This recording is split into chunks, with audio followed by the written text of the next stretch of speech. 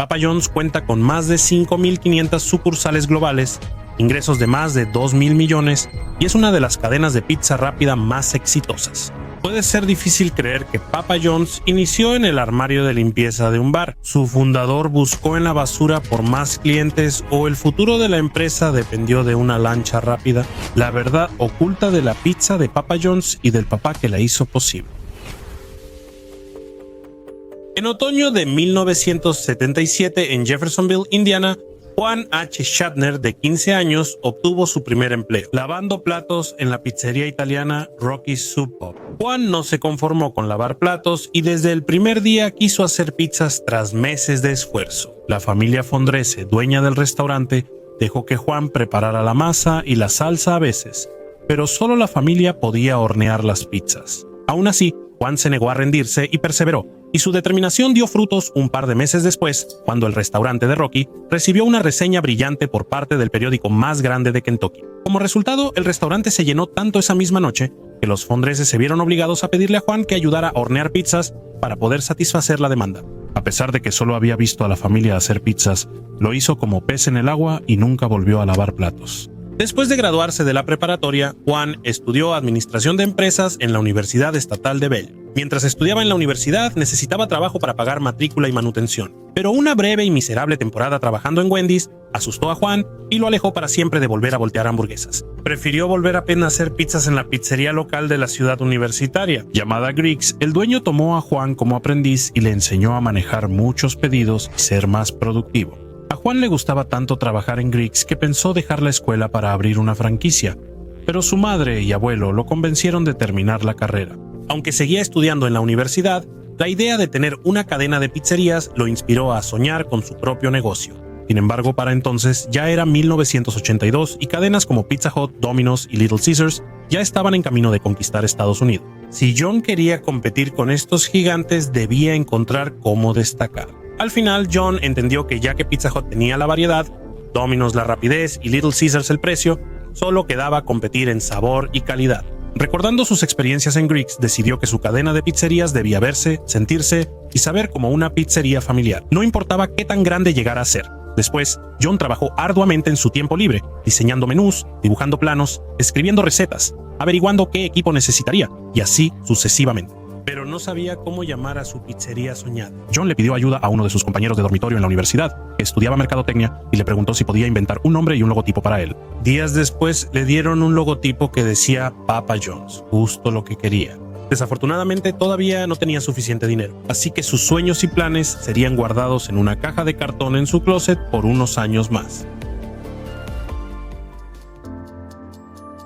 Después de graduarse, Juan regresó a casa en Jeffersonville, pero tuvo dificultades para encontrar trabajo después de postularse sin éxito a docenas de empleos. El padre de Juan, Roberto, se le acercó con una oferta para que administrara una taberna que él poseía, llamada Mix Lounge. El problema era que el bar se estaba cayendo a pedazos, la calidad de las bebidas y la comida era pésima, la moral de los empleados estaba por los suelos, y lo peor de todo, el negocio tenía una deuda de $64,000. Roberto pensaba que el lugar estaba condenado y esperaba que su hijo Juan minimizara el daño para evitar la bancarrota. Aunque el panorama era sombrío, Juan se emocionó por el reto y trabajó duro 7 meses para salvar el bar. Con libertad, el espíritu emprendedor de Juan ideó formas de reducir costos, técnicas de venta y eventos para aumentar ganancias. Vendió su Chevrolet Camaro de 1971 para pagar las deudas del negocio a tiempo.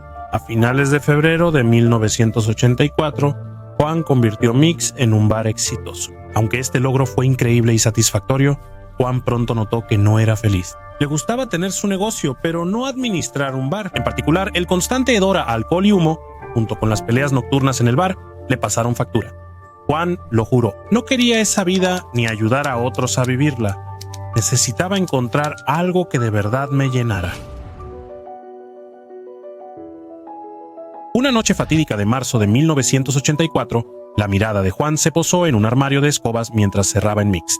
De repente se le ocurrió en un instante. Sus sueños de tener su propia pizzería podían empezar justo aquí. Después de todo, ya obtenía buenas ganancias sirviendo comida de bar a los clientes en Mix. ¿Por qué no empezar a servir pizzas en su lugar?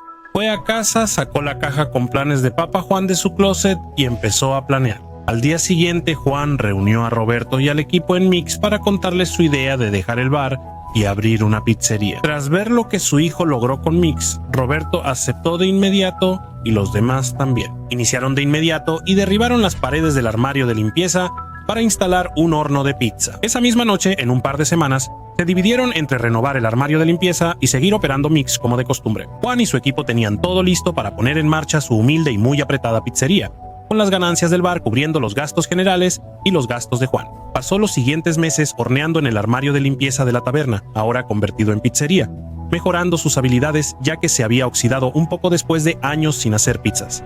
Compartía sus primeras creaciones con sus empleados y los clientes del bar, usándolo como un grupo de enfoque para descubrir qué funcionaba y qué no. Después de finalmente encontrar su ritmo para hacer pizzas, Juan se topó con otro obstáculo. Resultó que no era fácil conseguir clientes cuando tu pizzería está en la parte trasera de un bar. Repartió menús en el bar, colgadores en la ciudad, envió cupones, puso anuncios en el periódico y más, pero nada funcionó. Juan entonces ideó un plan perverso. Esa noche Juan se escabulló hasta Domino's, el rey de la pizza en la ciudad.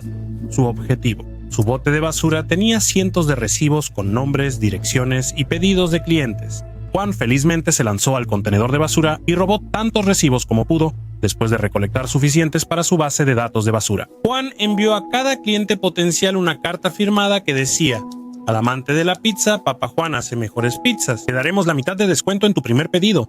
Danos una oportunidad. Era un negocio sucio, literalmente, pero funcionó extremadamente bien. Las ventas aumentaron enormemente. Eventualmente los Domino's se dieron cuenta y mojaron sus recibos en agua antes de tirarlos para detenerlo.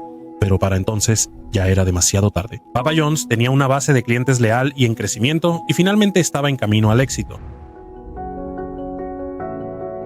La noticia sobre la nueva y prometedora pizzería de Juan se estaba esparciendo por todo el pueblo, pero había otro problema más. Casi todo su negocio se hacía por entrega a domicilio, ya que cuando los nuevos clientes venían en persona a probar una pizza de Papa Juan, rara vez, si es que alguna vez, regresaban. Aunque Juan había hecho todo lo posible por mejorar el lugar, no podía cambiar el hecho de que seguía siendo un bar, muy lejos del restaurante familiar que siempre había querido. Para que Papa Juan fuera así, en febrero de 1985, Juan pidió un préstamo de $40,000 para construir la primera pizzería Papa Juan propiamente dicha. Por suerte, encontró fácilmente un lugar, ya que junto a su bar había un KFC clausurado. Ese KFC se había mudado hacía años, lo que les dejó todo el espacio que necesitaban. Tras limpiar, Juan y su equipo hicieron modelos en miniatura de papel de su futuro restaurante. Eligieron un diseño, pero se dieron cuenta de que no podrían pagar para contratar trabajadores de la construcción, lo que obligó a Juan y a su equipo a hacer todo el trabajo ellos mismos.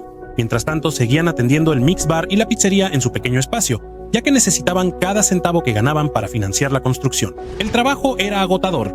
Mix se volvió el hogar de Juan, quien trabajaba hasta tarde y a menudo se desmayaba en una esquina de la taberna. Antes de despertar y empezar de nuevo, tras 6 semanas de trabajo continuo, casi terminaban, pero la tragedia estaba cerca. En marzo de 1985 el padre de Juan fue hospitalizado. Al principio la enfermedad no parecía grave, pero su salud empeoró rápido. 5 días después, Roberto Shatner falleció, dejando a Juan devastado. Tras el funeral de su padre, Juan decidió seguir haciéndolo sentir orgulloso. Se apresuró a Mix, entró y se detuvo.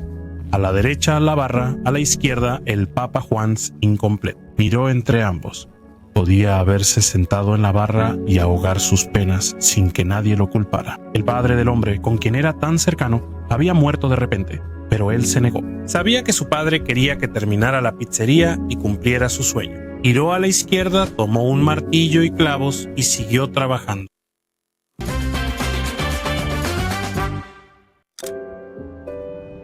El 11 de abril de 1985, solo 19 días tras la muerte de su padre. Un año después de que Juan empezara a hacer pizzas en el armario de Mix, abrió el primer restaurante Papa Juan's. Aunque estaban junto a Mix, su negocio mejoró mucho. Esto se debió tanto al ambiente más familiar como al simple hecho de tener el logo de Papa Juan's exhibido con orgullo en un letrero sobre la puerta, en lugar de estar escondido en la parte trasera de un bar. Al final de su primer mes, triplicaron su récord de ventas anterior dentro de Mix, y su crecimiento solo continuó a partir de ahí. Al mes siguiente superaron las ventas de Domino's, su mayor competidor.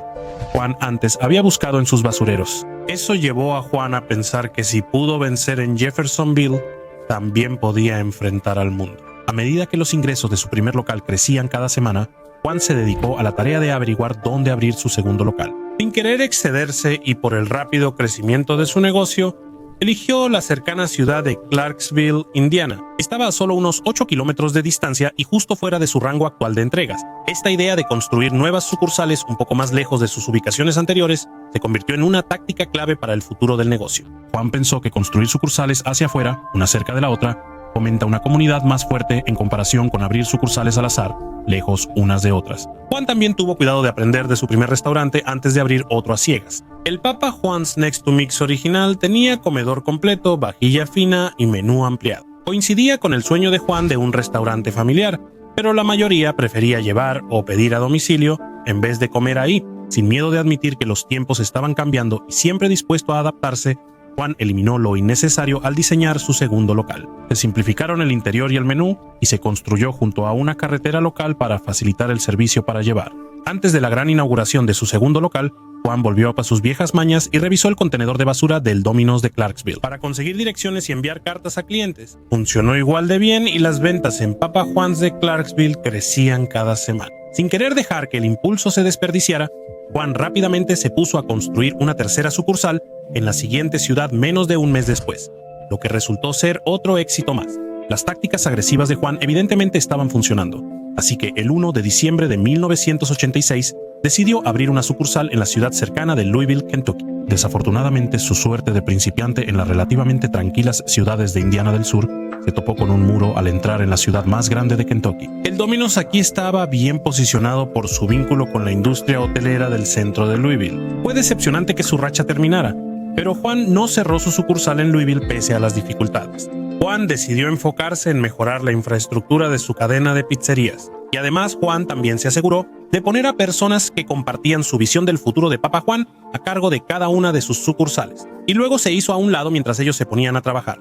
Este enfoque de no intervenir directamente le permitió concentrarse en el éxito a largo plazo de la empresa. Luego, en 1987, la sucursal de Papa Juan en Louisville finalmente tuvo éxito, obteniendo ganancias y una clientela fiel, gracias al tiempo que Juan dedicó a mejorar los cimientos de la empresa. Aprovechó el éxito y compró 3 sucursales de una cadena de pizzas fallida para convertirlas en Papa John's. Mientras tanto, Juan también vio cómo sus sueños de convertir Papa John's en una franquicia finalmente se hacían realidad. Sus primeros franquiciatarios en realidad eran antiguos dueños de Domino's, quienes fueron convencidos de cambiarse al lado de Papa John's después de ver el éxito de la joven cadena. Y pronto cada vez más personas acudieron para abrir su propia franquicia de Papa Juan. Tras la muerte de Roberto, Papa John's se repartió entre 3, aunque no todos compartían la visión de Juan. Juan poseía personalmente 49, uno de sus primeros miembros del equipo, Bob Erringer, tenía 36 y el tío de Juan, Bill, tenía 15. El trío se llevó muy bien al inicio de la empresa, aportando cada uno lo posible. Las cosas empeoraron en 1987.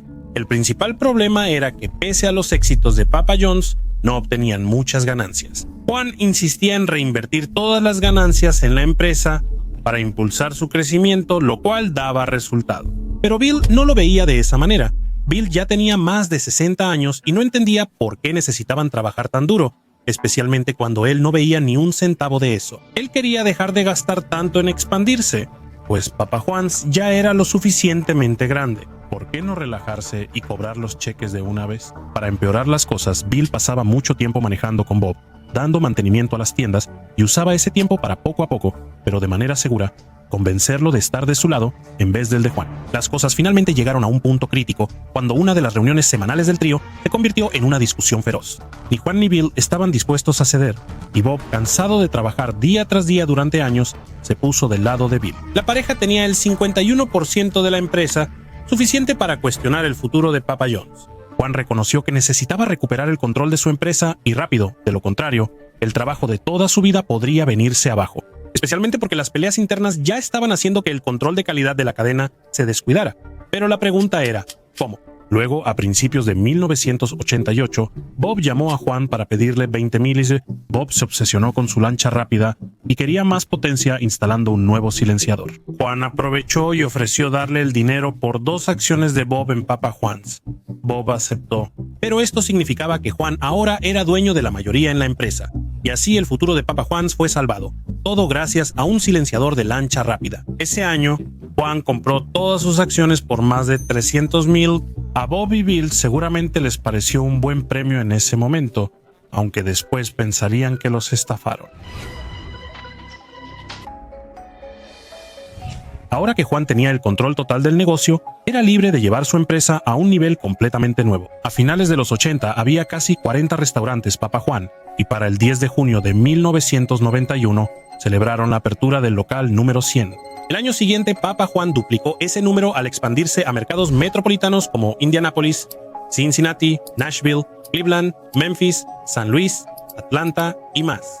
Aún así, a pesar de sus victorias, las ambiciones de Juan iban más rápido que sus ganancias. Fue entonces cuando Rick Sherman, el director general de la cadena de hamburguesas Rally's, sugirió que Juan usara el dinero de Wall Street para financiar aún más el crecimiento de Papa Juan. Tras meses de papeleo, Papa Juan salió a Wall Street el 8 de junio de 1993. Los corredores de Wall Street se enamoraron de la cadena y compraron sus acciones rápidamente. En un día, Papa Juan valió 344 millones. A menos de 10 años desde que comenzó, Papa Juan finalmente había entrado a las grandes ligas, y su ascenso solo continuó a partir de ahí. En 1998, Papa Juan abrió su primera sucursal internacional en Ciudad de México y reportó ventas totales de 1,000 millones.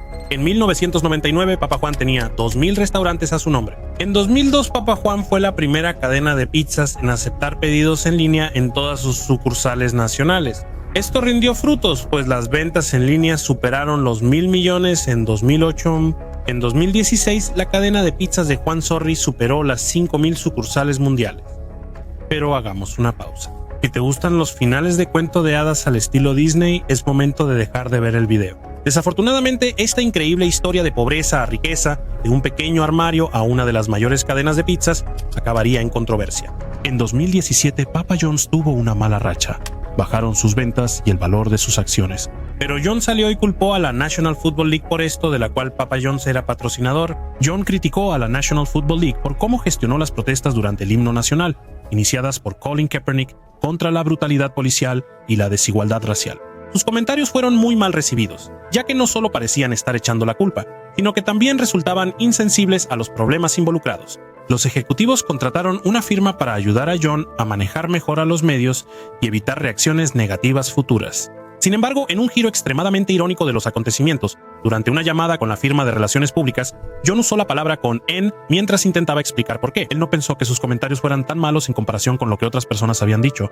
Después de esto, la empresa de relaciones públicas dejó de trabajar con él de inmediato. Cuando los medios supieron el motivo y se filtraron los comentarios de John, surgieron más titulares polémicos. Para Papa John's, la reacción negativa llevó a que John renunciara como director ejecutivo y presidente. Papa John's eliminó el rostro de John de anuncios y empaques para distanciarse más de él. La sede de Papa John's canceló el subarrendamiento de la oficina de John, desalojando al fundador de su propia oficina.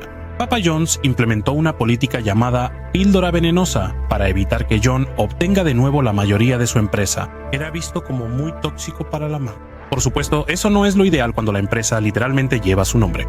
Para John, sentía que había sido traicionado por su propia empresa. En noviembre de 2019, John finalmente dio una entrevista pública para hablar de todo y empezó a criticar a Papa John's y la manera en que se había manejado la empresa desde su salida. Incluso criticó la comida de la empresa, diciendo: he comido más de 40 pizzas en los últimos 30 días y no es la misma pizza, no es el mismo producto, simplemente no sabe igual de bien. Terminó advirtiendo que el día del juicio para la empresa llegará. Por supuesto, Juan ciertamente no es el único fundador que se ha vuelto en contra de su propia empresa. Descubre por qué el coronel Sanders odiaba KFC y los demandó haciendo clic en este video. Te espero ahí. ¡Salud!